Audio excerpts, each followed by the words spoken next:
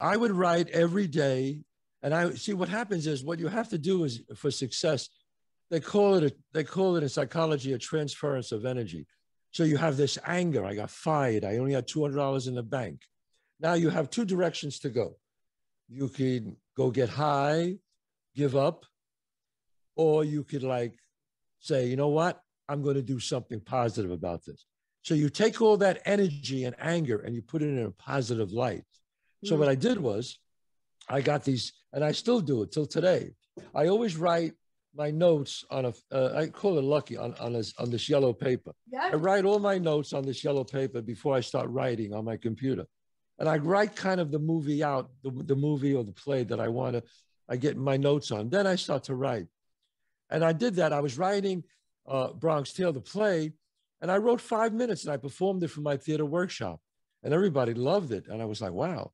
So then I said, okay. So I started writing all week again. I would perform another 10 minutes of it.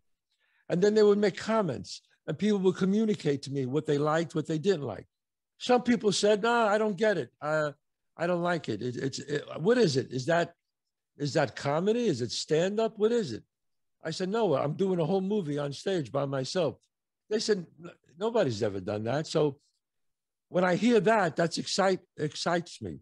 When I hear nobody's ever done that, I go, oh, really? Okay. Because that's the type of guy I am.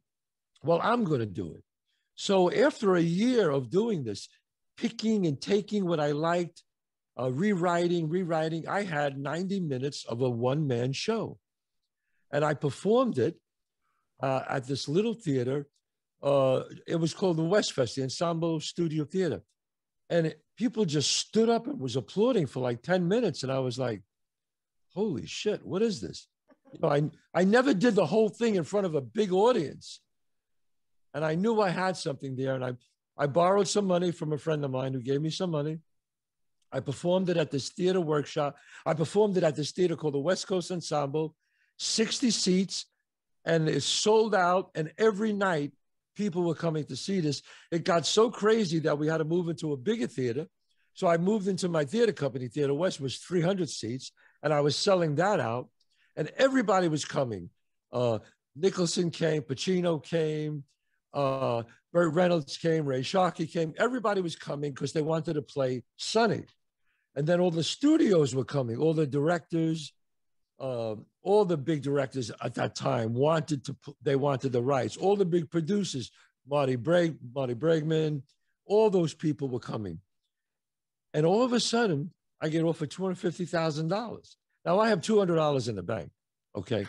And I say, well, oh, wow, great. I said, but I play Sonny and I write the screenplay. They said, no. You're a wonderful actor, but nobody knows you. We can't. No, we just want the rights. And I said, well, you don't understand. I play Sonny and I write the screenplay. They said, can't do it. Forget it then. And I said, well, then forget it. And I hung up the phone. That's it. And then I started doing it again. The crowds kept coming.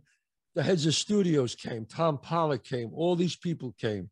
And then finally, they offered me $500,000.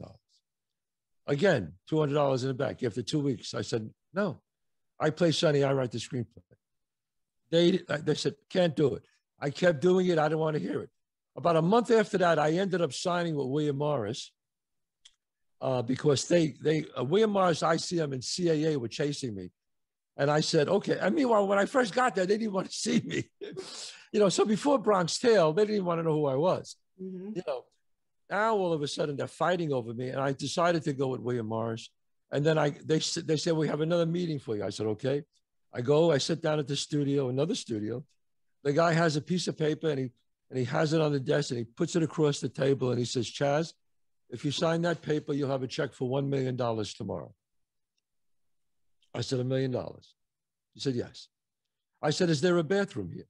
He said, yeah, right over there. That's what I said. He goes, the executive bathroom is right over there. I walked in the executive bathroom, shut the door, I was by myself. I said, okay, $1 million, $200 in the bank. Changed my life, changed my parents' lives, everything. I said, but I want to play Sonny and I want to write this screenplay. I put my hand in my pocket, and in my pocket, I took the card that my father wrote on a card. In fact, here it is. The saddest thing in life is wasted talent. My father put that when I was 9 years old. after, you know, after we saw, actually it's from a guy who got an overdose of drugs, a very talented young man. And he was always afraid for me in the Bronx. Don't waste your talent, Chazz. And so I had that card when I was 9. I had it in my pocket for some reason. So I put my hand in my pocket. I took it with me, which I never do. And I looked at that and I looked in the mirror and I said, can I curse on this thing? Is that okay to curse? Absolutely. Oh, I looked in the mirror and I said, fuck it. And I walked back outside and I said, I'll tell you what, I'll sign that piece of paper and I'll take your $1 million. But I have to write the screenplay. I have to play Sonny. I'll never forget the guy just put his head down like this. And he put his head back up. He said, Chazz, no one will make a movie with you for this type of, no one will make a $25 million movie with you. You're unknown. Can't do it. I said, well, then I guess you'll have to just take a shot with me. He said, we can't do that, Chazz. I said, okay, thank you. I stood up. My agent stood up. And he said, that's it? I said, yeah, that's it. He says, you know, this movie will never get made. And I said, you're right. It won't with you, but it will get made. And he said, what makes you so sure? I said, because it's too fucking good. That's why.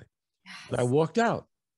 And 2 weeks later, you know, every night, standing ovations, crowds. And all of a sudden, I get off stage and a guy walks over to me and says, hey, Chazz, you better get in the dressing room. Robert De Niro is waiting for you. I said, Robert De Niro? He said, yeah, he's in the dressing room. You just saw the show. He snuck in after the curtain, after the end of the curtain.